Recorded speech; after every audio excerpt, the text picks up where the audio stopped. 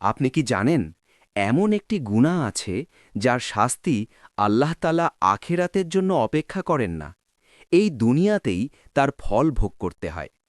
সেই গুনাহটি হল মায়ের অন্তর ভেঙে দেওয়া। কলকাতা থেকে দূরের এক গ্রামে থাকতেন হালিমা খাতুন নামের এক বিধবা নারী। স্বামী মারা যাওয়ার পর তিনি একাই তার একমাত্র ছেলে রাহাতকে মানুষ করেন।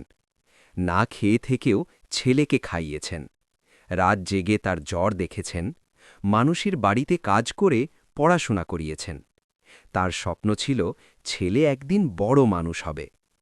সময় গড়াল, রাহাত বড় হল, শহরে চাকরি পেল, ভালো বেতন, নতুন বন্ধু, আধুনিক জীবন, সব কিছু পেয়ে সে ধীরে ধীরে বদলে গেল। আগে যে ছেলে প্রতিদিন মায়ের সাথে কথা বলতো, এখন সে মায়ের ফোন ধরতেও বিরক্ত হতো।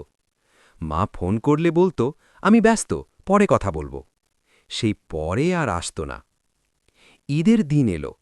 হালিমা খাতুন ভেবেছিলেন আজ তার ছেলে নিশ্চয়ই আসবে। তিনি নিজের পুরনো কাপড় পরে ছেলের পছন্দের সেমাই রান্না করলেন। সকাল থেকে বিকাল রাহাত এলো না।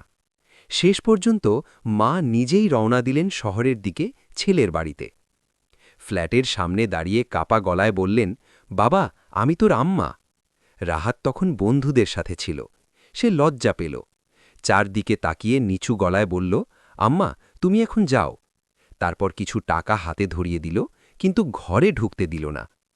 মা কিছু বললেন না, শুধু চোখের পানি মুছে ধীরে ধীরে ফিরে গেলেন।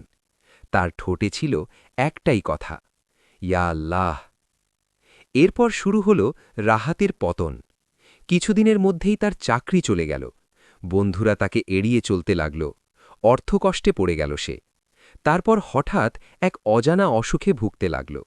ডাক্তাররা কিছুই বুঝতে পারল না। এক রাতে তার মনে পড়ল ঈদের সেই দিন, মায়ের সেই ভেজা চোখ। তার বুক কেঁপে উঠল। সে বুঝল এটা মায়ের কষ্টের ফল। ভোর হতেই সে ছুটে গেল গ্রামের দিকে। বাড়িতে গিয়ে দেখে তার মা জায়নামাজে বসে তার জন্য দোয়া করছেন, ইয়া আল্লাহ, আমার ছেলেকে হেদায়েত দাও। রাহাত কাঁদতে কাঁদতে মায়ের পায়ে পড়ে বলল, আম্মা, আমাকে মাফ করে দাও। হালিমা খাতুন ছেলেকে বুকে টেনে নিলেন।